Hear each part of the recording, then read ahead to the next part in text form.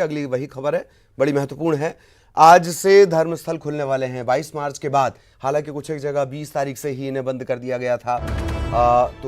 अब आज से ये धर्मस्थल खुलेंगे। मंदिरों में प्रसाद नारियल नहीं चढ़ा पाएंगे भक्त। संक्रमण को देखते हुए मूर्ति और धार्मिक ग्रंथों को छूने की अनुमति भी नहीं रहेगी।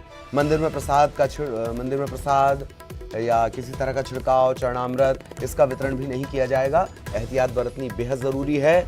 श्रद्धालु फूल, नारियल, अगरबत्ती, चादर, चुनरी नहीं चढ़ा पाएंगे। और गुरुद्वारे में गुरुवाणी की अनुमति नहीं है। चर्च में कैरॉल सिंगिंग की भी अनुमति नहीं मिली है।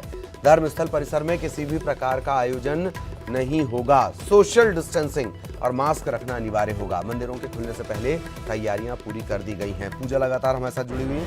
एक बार फिर सहयोगी पूजा का रुख करेंगे। पूजा, ये तमाम जिम्मेदारियां दी गई हैं, ये तमाम जिम्मेदारियां तय कर दी गई हैं। क्या इंतजाम आपको नजर आते हैं? और अगर वायलेशन होता है, लॉकडाउन का उल्लंघन होता है, तो क्या सख्ती भी बरती जाएगी? पूजा,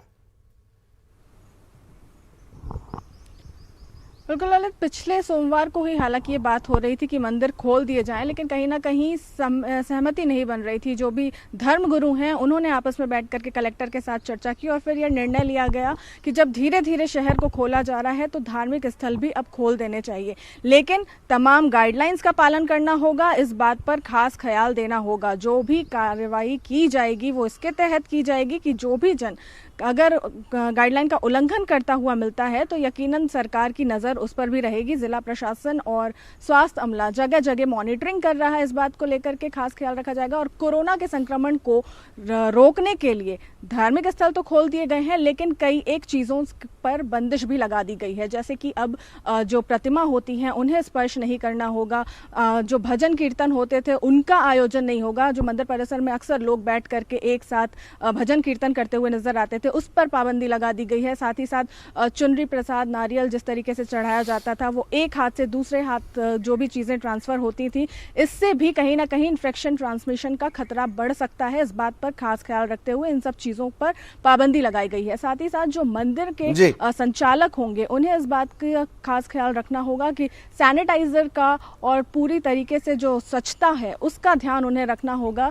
और जो भी भक्त आएंगे वो एक गाइडलाइन का पालन करते हुए, ये सैनिटाइजर वाली बात मैं फिर से आपसे इसलिए पूछ रहा हूं कि पीछे कुछ दिनों में एक संगठन था, तो अचानक से दरअसल सनातन बहुत संकट में आ जाता है, तो सैनिटाइजर रखना कंपलसरी है अभी भी? देखिए, जो भी गाइडलाइन बनी है उसके तहत दो चीज़ों का पालन अवश्य तौर पर करना बताया जा रहा है। पहला एक सैनिटाइजर का प्रबंध और दूसरा मास्क। ये जो मंदिर संचालक होंगे उन्हीं की जिम्मेदारी होगी कि आप लोगों को कैसे सैनिटाइज कर रहे हैं। ये सैनिटाइजर के थ्रू दे रहे हैं या फिर पानी की भरपूर व्यवस्था आपने की है कि वो हाथ धो करके अंदर जाए। यानी कुल मिलाकर के कह सकते हैं एंट्री तभी मिलेगी जब आप अपने हाथ धो लेंगे या सैनिटाइज कर लेंगे, उसके बाद ही प्रवेश मिलेगा। और इसमें भी खास बात ये रहेगी कि आपको प्रवेश लेते समय सोशल डिस्टेंसिंग का खास ख्याल रखना होगा।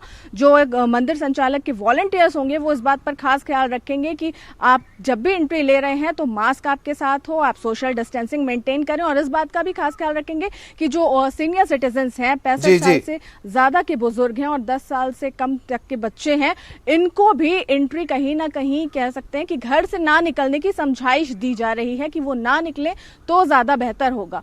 इस तमाम गाइडलाइन का पालन करते हुए, वाकई तमाम गाइडलाइंस का पालन करते हुए अगर लोग निकलें तो भक्त और भगवान के बीच फिर किसी तरह की कोई दीवार की जरूरत